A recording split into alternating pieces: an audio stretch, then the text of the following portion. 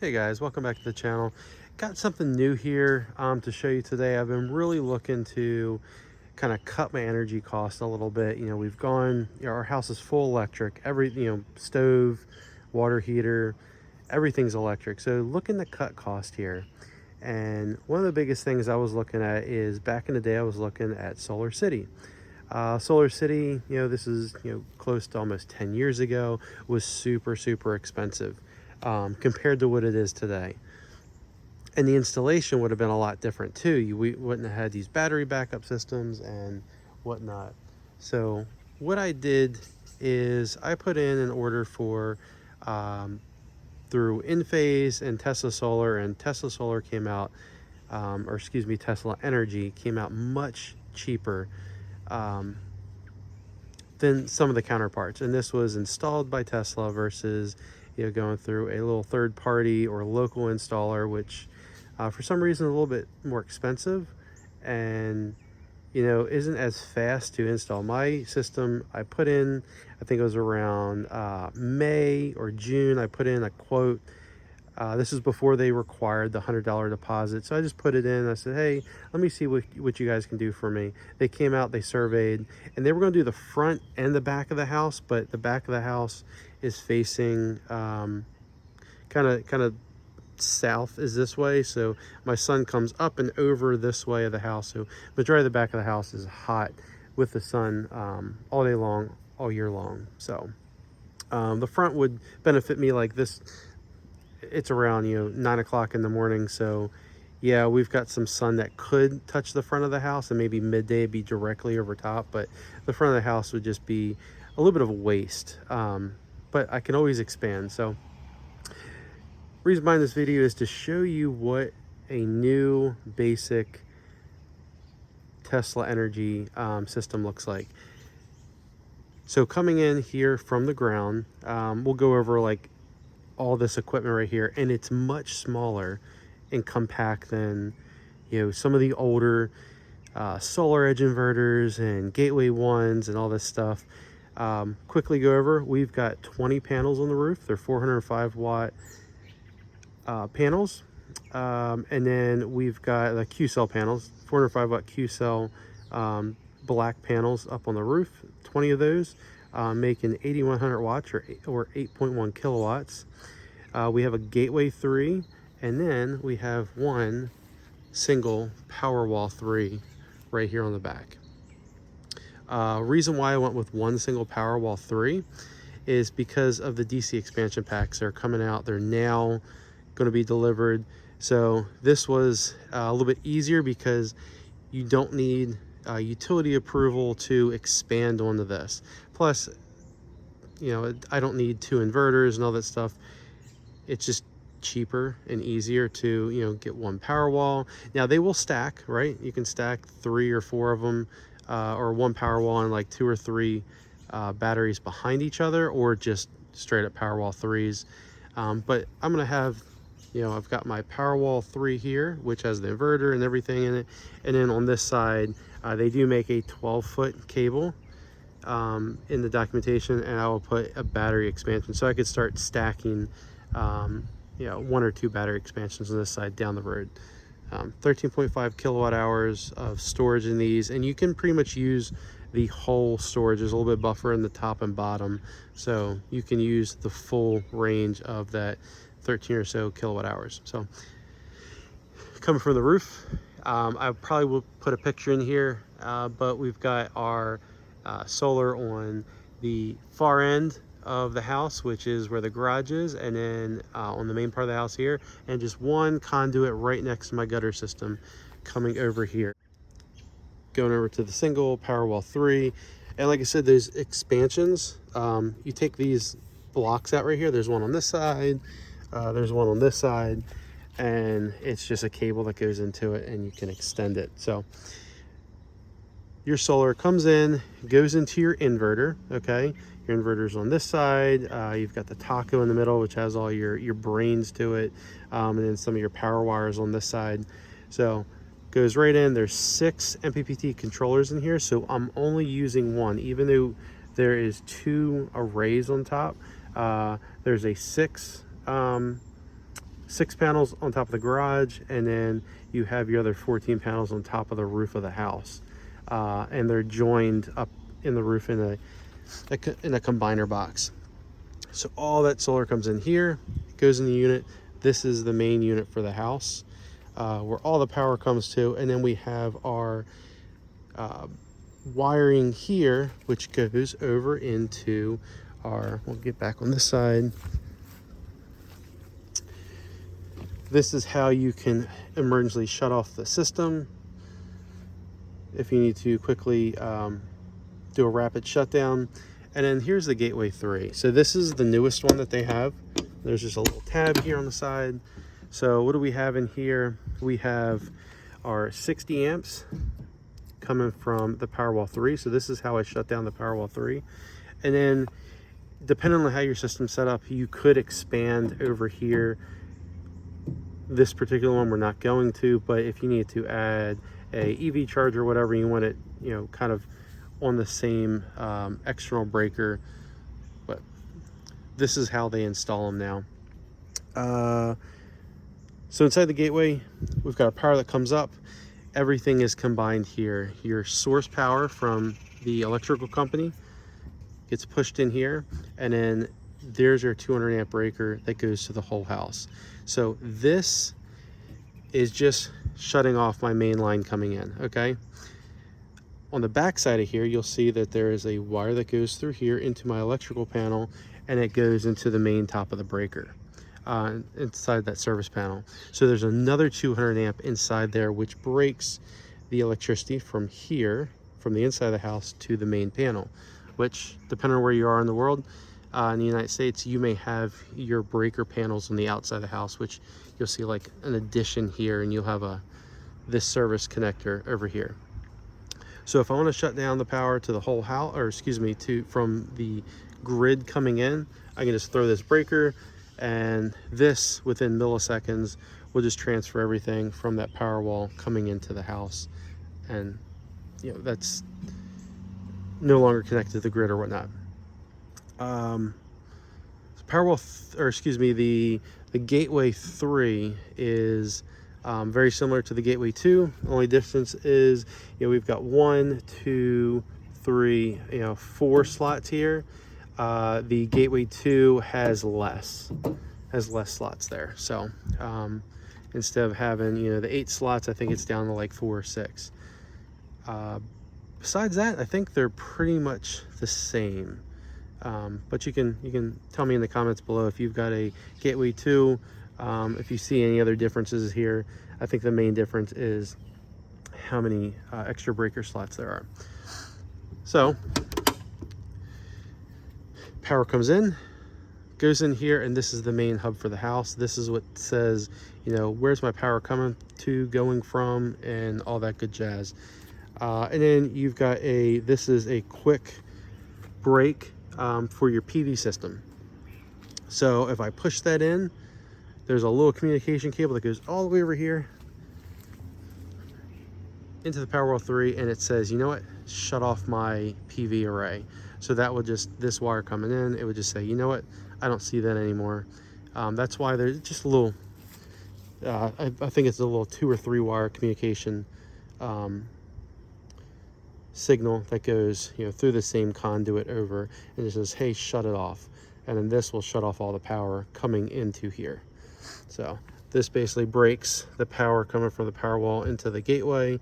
This breaks the solar coming into the house. But as I stand back here another second, you can see that really, it's 1, 2, 3, 4 little pieces of equipment. Very, very small. You could run your PowerWalls inside your house, somewhere else. But it's really nice. It's compact. I've got a white wall here. You really can't see it. It's not really burdensome on the eyes. I think it actually looks pretty decent, especially how they ran some of the wires. I don't have conduit running along the side of the house, whatever. Again, this is a very simplified system.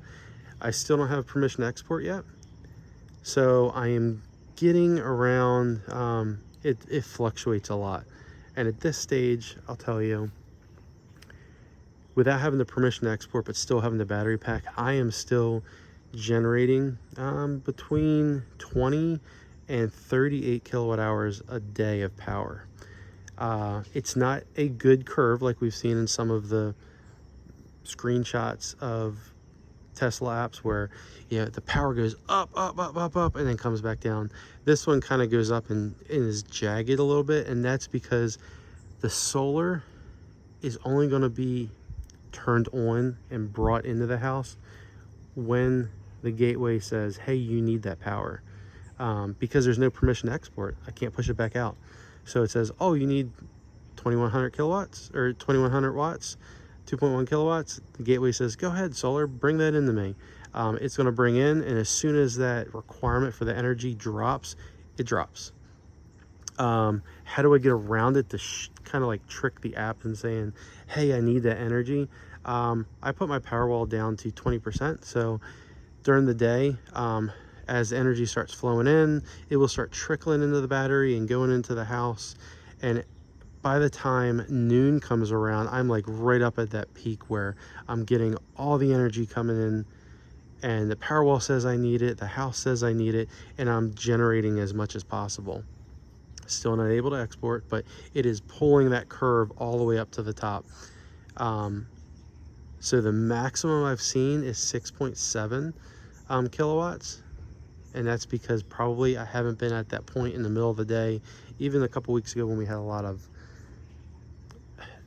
it was really hot out, had the air conditioner running, had the car charging. It's still, I peaked at, you know, between 6.7 and 7.1, and it was a very small amount of time that did that. But everyone always says, don't worry about any of those stats until after, you know, that permission to export, because then those power, the PV array will always be 100%, right? Whatever can come in, it's going to stay there, and I'm going to get that nice curve that I see always on those apps. So I'm excited for that. We should be almost there. They said they need to swap out my smart meter, but that one's been there for, you know, 10 years. That's a smart meter. It goes forwards and backwards. But they may be either resetting that or swapping out with a new one. That's all I'm waiting for. Everything went flawless. Okay, so the next thing people ask is, how was the experience? My experience was very good. Like I said, it was like May, June when I put in my request. It kind of went smooth. I uploaded some pictures. Originally, I had two PowerWalls 3s, and they wanted one here and one there. So they asked me to take out these two bushes, which that's fine, whatever, because they were going to do one here and then one there, keeping the gap between them. They were going to be a little bit higher than the current setup, but I said, you know what? I saw the DC expansions were coming out. I was like, let me just get a single one, and I'll do a DC expansion later. Be much cheaper than buying, you know, two $10,000 batteries and that stuff. And additionally, they wanted like 20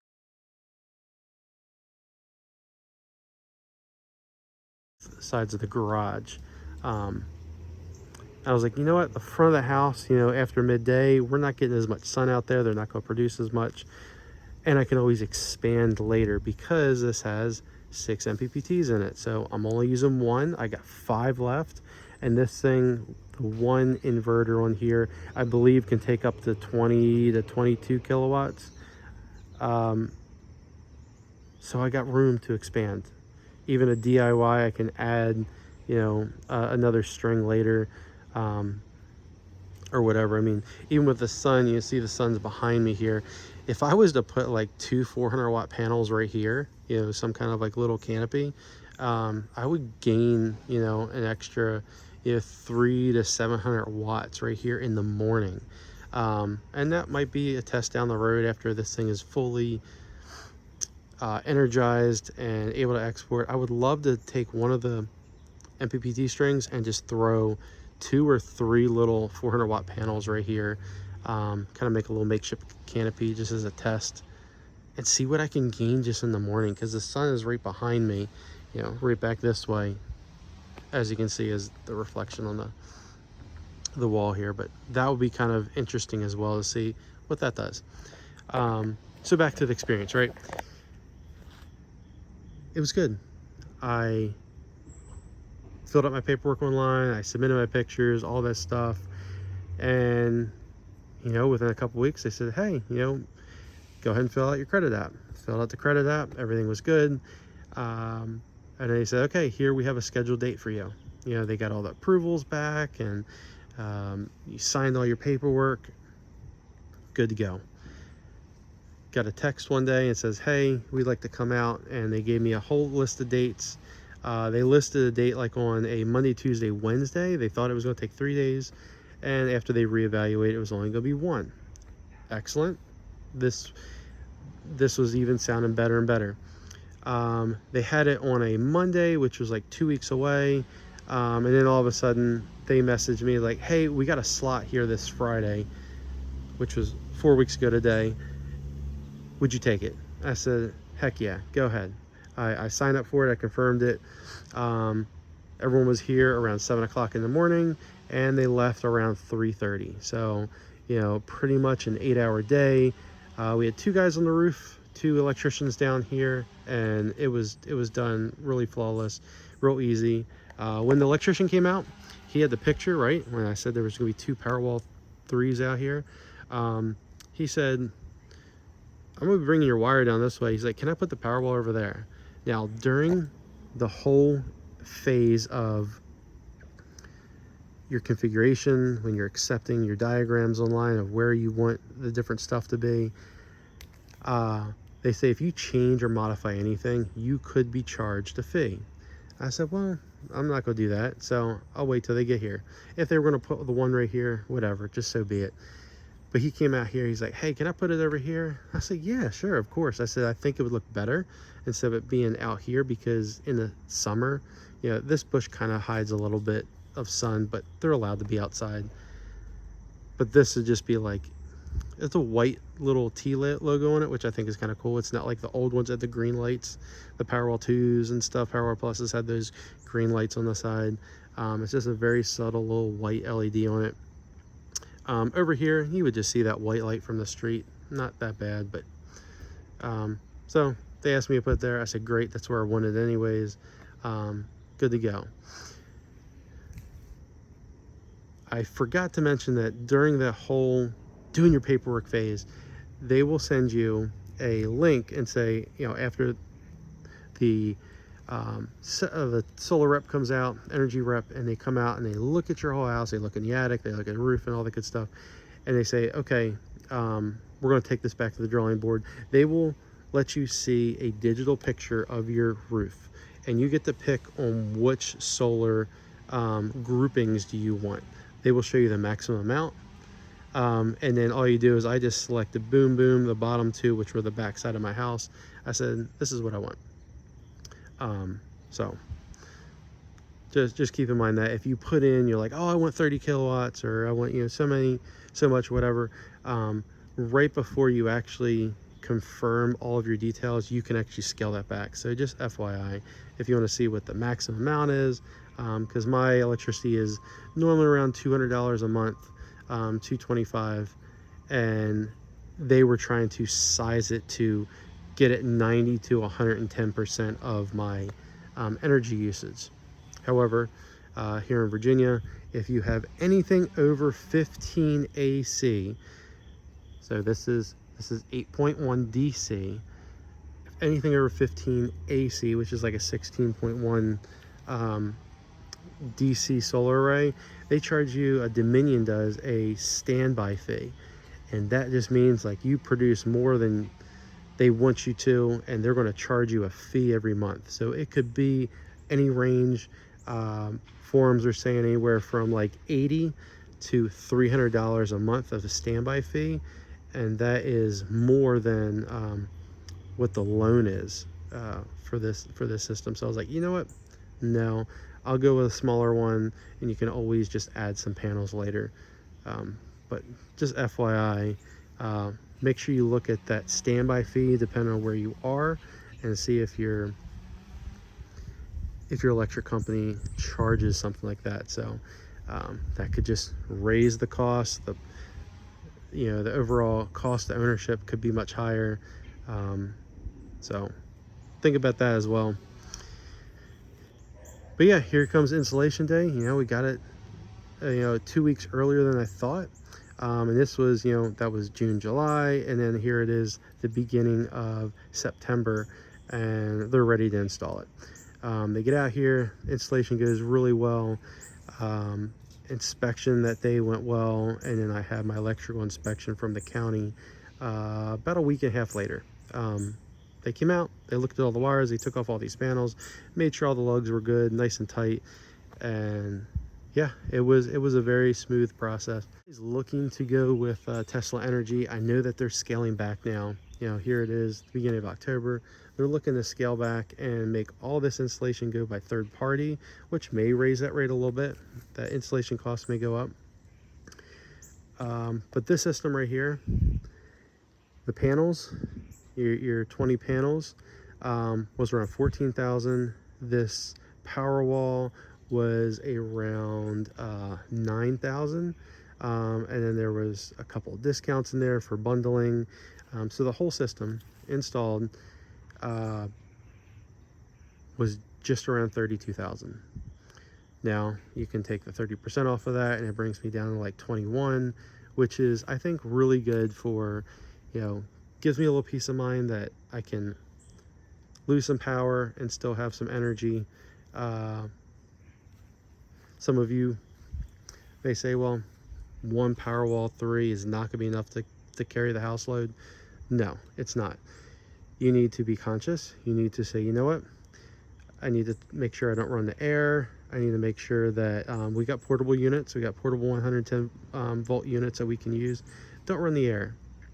Don't cook. Don't do laundry. If you're only going to be down for like a day or two, don't really worry about that stuff, right? Use portable air conditioners, portable heaters, just to get you by. DC expansion will give me up to 26 kilowatt hours when I can buy that, sometime in the next year. But you can survive on 13.5 kilowatt hours for a day or so. Just turn the stuff off. Turn high-powered appliances off. I do notice my electric water heater, after we use it, sucks some energy, but in the middle of the day, this thing takes 3.5 hours, 4 hours to go from 20 back up to 100. So you can definitely use those appliances during the day, and still be able to gain some solar while it's depleting. So yeah, think about that too. If you're energy conscious and you know that, hey, I want to just have some kind of backup just in case the power goes out or flickers or whatever. We don't have that kind of issue here that much, but it's just a little peace of mind. Okay, enough of my rambling. If you guys get comments, questions, want me to go through any of this stuff, I do plan on doing some follow-up videos after we get fully up and running. Great experience. I know it's not like this for everybody, but I've been super happy with them. Communication is not super fast, right? They have 72 hours to get back to you after you message them, either from a text message that they send you or through the app, through the customer support. So just give it time. Like, if you write one thing to them, wait until they respond, because if you write one thing to them and you write another thing to them, it just the gentleman that's working with me, Ian, he said, all it does is reset your queue, and then whoever is a service advisor going into it, they're going to have to go from the latest one, and if it doesn't make sense, they might have to look back, and it might take them a little bit longer, rather than, if you've got a statement to make to them or a question, write it out into one big blob and then send it over to them, like if you have multiple questions, just so the next service advisor, when they see that in the queue, that they'll have all the information there for you, that they can go off of. But give them 48 to 72 hours to respond, and if you need to, click the button and ask for a service call with your advisor, your rep. And you know what, that was really plain and simple, real easy. I went to make a call just to ask a couple questions about future upgrades, and it was super easy. So yeah, Tesla Solar for the win. Really happy with it so far. Really looking forward to getting this fully turned on so I can really see what I can generate. I'm guessing, you know, in the 30s to maybe 40 kilowatt hours a day, which would be super happy for me, because I generally use 30 to 60 kilowatt hours a day between, you know, the house, charging cars, and all that good stuff. So if I can get that, that'd be great. So, all right, guys, have a good one. Again, this is a awesome experience I've had with Tesla Energy. See you in the next one.